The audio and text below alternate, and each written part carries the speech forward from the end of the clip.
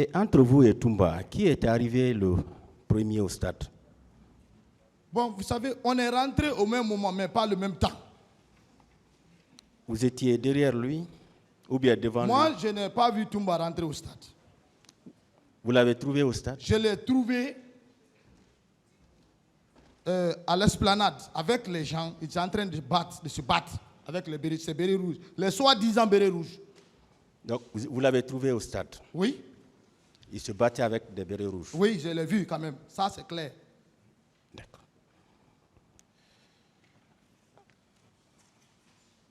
Cette manifestation-là, vous étiez pour ou bien vous étiez contre? Moi, je suis militaire. Moi, je ne suis pas politique. Non. Moi, je me suis même pas... Est-ce que vous étiez d'accord qu'il y ait manifestation? Je n'étais même pas au courant s'il y a manifestation. Oui. Est-ce que quand vous avez appris ça, vous étiez d'accord que ça se tienne? Bon, monsieur le procureur, la manifestation, c'est un droit. C'est ce que nous a appris. C'est pourquoi le président Dadis ne pouvait pas nous utiliser. Il connaissait ce qui est dans notre tête. Il fallait passer par d'autres personnes, les soldats recrues, pour qu'ils puissent manifester. Donc, vous étiez pour que les manifestants viennent au stade? Non. Vous dites? Vous étiez pour que les manifestants viennent au stade? Non, moi, je n'étais pas au courant s'il y a manifestation au stade. Non. Comment je peux être pour? Non. Est-ce que vous avez aimé ça ou bien vous n'avez pas aimé? D'abord, moi, j'aime que chacun manifeste sa joie de manifestation. C'est un droit humain. C'est dans la Constitution, je pense bien. Un citoyen, si tu as besoin de manifester, tu manifestes légalement. Si l'autorité accepte des fois. Bien. Et puisque depuis le début de ce procès, vous êtes dans cette salle, vous avez suivi le défilé des différentes victimes. Est-ce que vous croyez en ce que ces victimes-là ont déclaré ici? Monsieur le procureur, je ne peux pas confirmer ou infirmer les dires des victimes. Dire oui, c'est être insensé.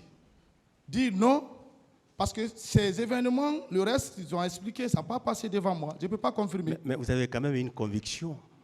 Ma condition est qu'il y a eu des morts. Une conviction. Il y a eu des morts.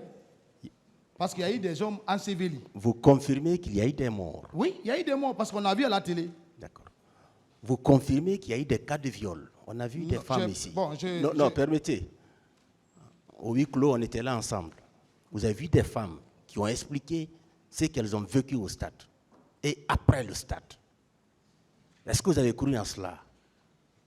Bon, quand une femme, franchement, une femme vient devant l'autre et demande qu'il a été violé, que telle chose lui est arrivée, d'abord, on ne cherche pas à savoir est-ce que c'est la vérité qu'il est en train de dire. Monsieur Marcel, est-ce que vous avez cru en ce que ces femmes-là ont dit ici? Bon, avec cette violence, je ne peux pas infirmer ça ou dire oui ou non. Vous avez une conviction. Il n'y a pas de preuve devant moi. Non, écoutez, vous les avez suivis ici. Oui, j'ai suivi. On était tous là. En âme et conscience, ça me touche. Vous pensez que ces femmes-là peuvent inventer tout ce qu'elles ont dit ici? Les femmes-là ne peuvent pas inventer. Il faut se dire la vérité. Ça veut dire que ce que ces femmes-là ont déclaré, c'est bien vrai. Il faut se dire la vérité. C'est au tribunal d'apprécier les dits. Mais moi, personnellement, en tant qu'être humain, quand une femme se lamente en ce sens, vraiment, c'est la consoler. D'accord. Et les cas des disparus? Vous croyez en cela, qu'il y a eu des disparus, des gens n'ont pas retrouvé Vous savez, monsieur le procureur, c'est une question très perplexe que vous me posez. Quelque chose que tu as vu et que tu as vécu, tu peux affirmer. Mais quelque chose qu'on t'a dit, il faut chercher à connaître, est-ce que c'est une réalité ou une fausse réalité? Oui, nous croyons. Mais quelque part, il se peut, je dis bien, il se peut que le président Dadis, avec son clan, pouvait dissimuler certains corps. Il faut être franc. Vous croyez que le président Dadis était capable de dissimuler des corps? Mais il peut le faire. S'il a eu l'audace, le courage d'envoyer ses soldats mal formés au stade, mais il peut le faire. Pour ne pas que son pouvoir soit encore plus sali. Merci. Peut-être. C'est ce que je peux dire. Mais je n'ai pas vu de corps dissimulés. D'accord. Et je n'ai pas assisté. C.C. Raphaël a dit ici qu'après le 3 décembre 2009, il y a une véritable chasse qui avait été engagée contre lui. Vous étiez impliqué dans cette chasse-là?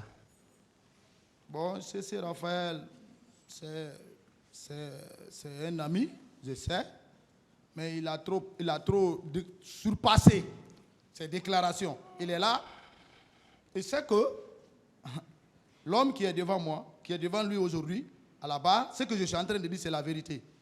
C'est moi qui l'ai présenté, c'est moi qui ai décidé de lui faire approcher au président Dadis. Oui. Et le président Dadis a accepté. Le faire chasse à l'homme. Même son jumeau, c'est moi qui l'ai sauvé. Son jumeau. Parce que le 3 décembre, il y a eu beaucoup d'arrestations. Je l'ai sauvé. Oui. Si j'étais contre lui-même. Vous avez compris ma question? Oui. Voilà. Est-ce que vous étiez impliqué dans cette chasse? Non, moi je ne suis pas impliqué à la chasse d'un homme. Aucun militaire. Vos hommes n'étaient pas impliqués non plus? Non, moi je n'ai pas d'homme au procureur. Monsieur le procureur, je n'ai pas d'homme, je suis un subordonné qui est devant vous. Peut-être mon influence, mais ce n'est pas d'homme.